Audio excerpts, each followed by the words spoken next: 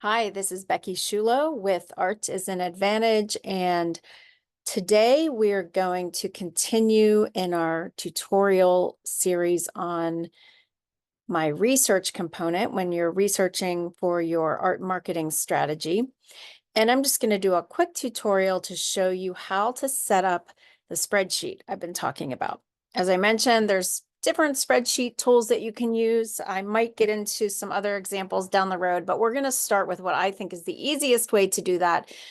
And that is simply to create a Google Sheet.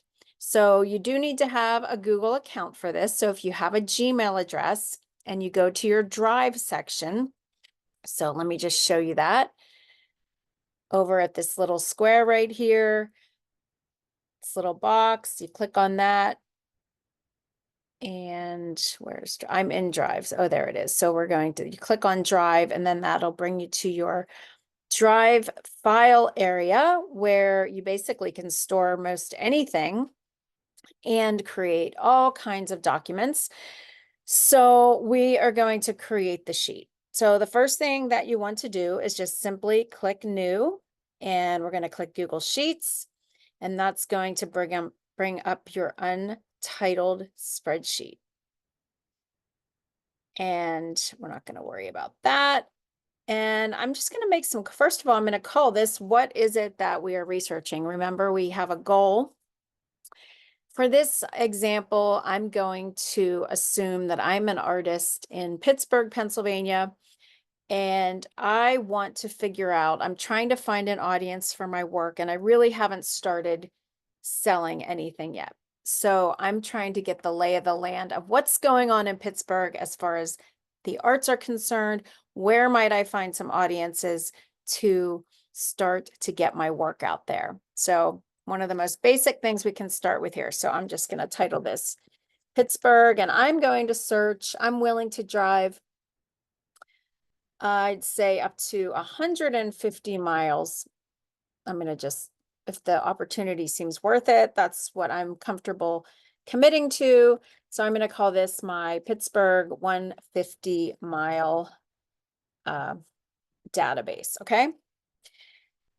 And now we're just going to name our columns. So the first thing that we need is we need an organization, the name of whatever the place is. We'll start with organization.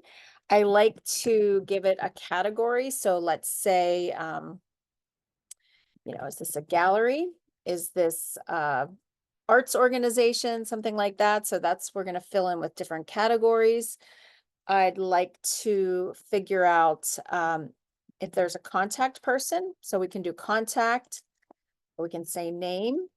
There's an email that I eventually gather or need to connect with. I want to keep that there. The organization has a website, any information that you might want to gather. I actually don't capture phone numbers too often because it seems like most everything we do is via email, but you could certainly capture a phone number depending on the area. When I'm doing Pittsburgh, just because of how things are laid out regionally here, it actually makes sense for me to do city and maybe county. I'd like to know what county the organization is in.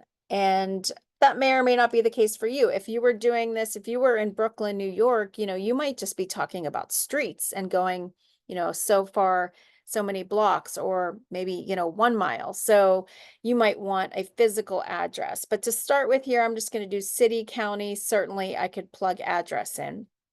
And I might actually put in state because Pittsburgh is at the corner of the state, and driving 150 miles could get me to West Virginia or Ohio.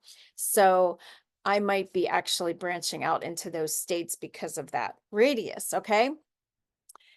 The next thing I'm going to do is I am going to freeze this row. That way, when I start adding data here, so company 1 or organization 1,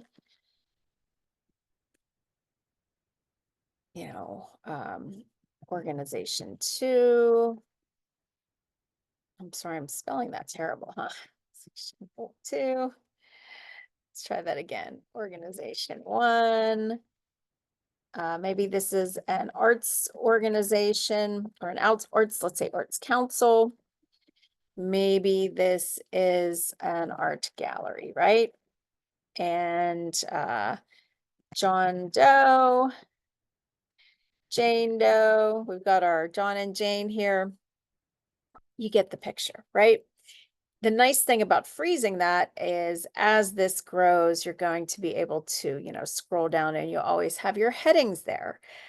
But that's it. I mean, it's as easy to do as that. And then, of course, you can go back and use my radius tool or the radius tutorial that I showed you of how to draw that circle on a map so you can actually figure out what counties or how far out you're going to research. So these are just simple steps as you work to set up that research component. This isn't hard, but it's just the kind of stuff that you need to get in place to make this an easy part of your marketing strategy. So that's it. And the next tutorial is going to show you how to actually do some searching.